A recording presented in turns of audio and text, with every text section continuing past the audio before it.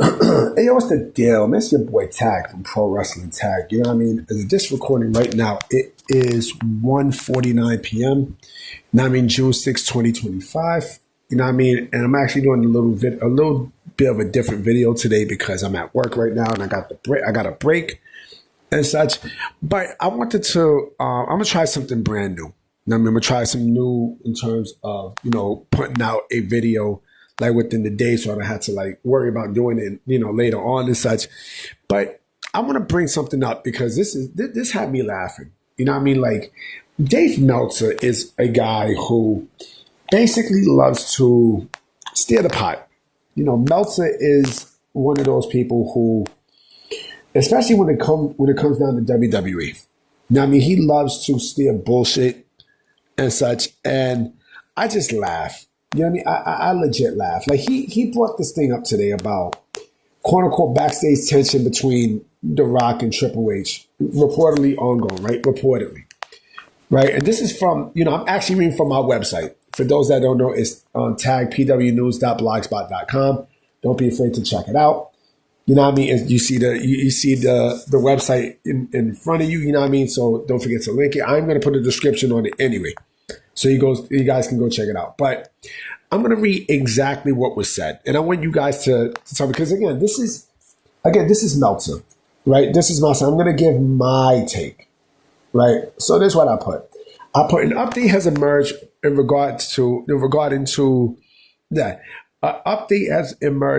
the ongoing behind the scenes friction between Dwayne "The Rock" Johnson and Paul "Triple H" Levesque within WWE's top leadership.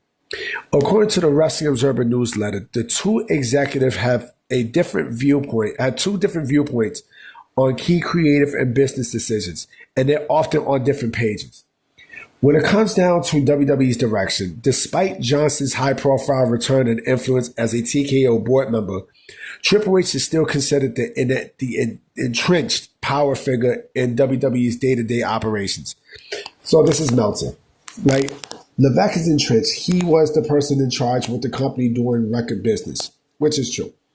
While some within the company believe The Rock's close friendship with TKO president Nick Khan gives him the upper hand, sources say that Triple H has been the one getting his way in major calls. For example, The Rock did not defeat Roman Reigns for the undisputed WWE Universal Championship and didn't get a feel good storyline of relinquishing it to the people.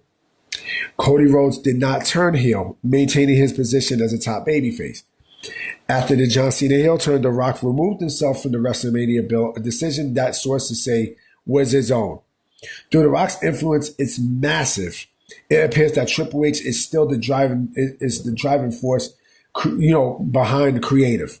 He's the one who's driving the creative ship, with most of WWE's momentum and recent success being credited to his leadership.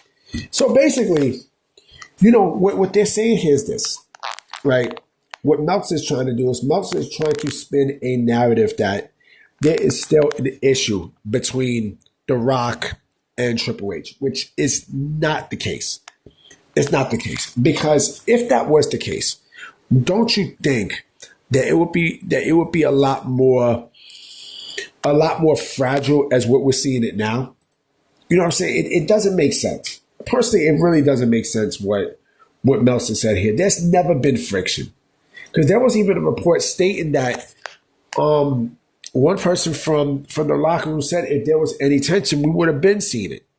We would have been seeing it. You know what I'm saying? So all this is it's just a bunch of talk, a bunch of nonsense going on, and it's laughable. It's beyond laughable.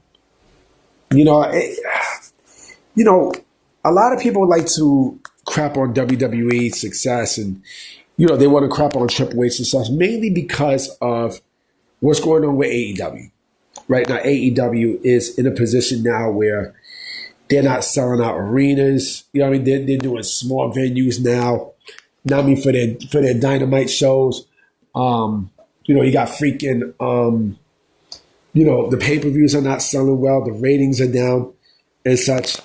And a lot of people say people in AEW are not happy. They're not happy. And speaking of AEW, right, I'm reading somewhere about, Camille saying that she's been, she's doing movies and stuff like that. But that's bullcrap because we all know why she's benched.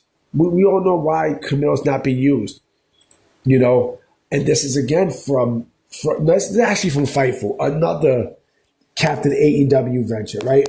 I even posted this on my website too. I even posted it.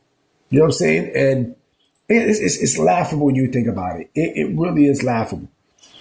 Like she's doing TVs and such, but she's not coming back on television. She's never coming back on television.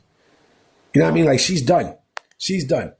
But the spin from people like Meltzer and Sean Ross Sapp and everything, it's I don't know what to say. I don't know what to say. They want to keep spinning nonsense and shit, but I mean, again, if you've seen it, if you've seen that there was an issue, right? If there was really an issue, it would have played out publicly.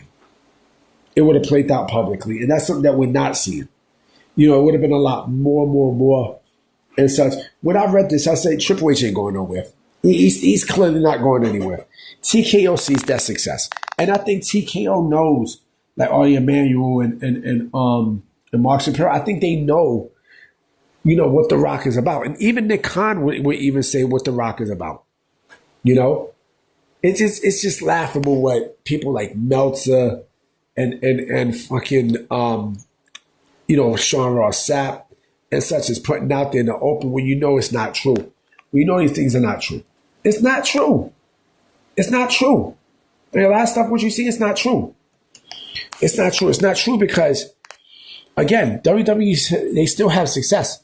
They still have high success. Even though like they've been cooled off for a minute, it doesn't matter. I mean, they still have some form of success and such. And, we're starting to see it now.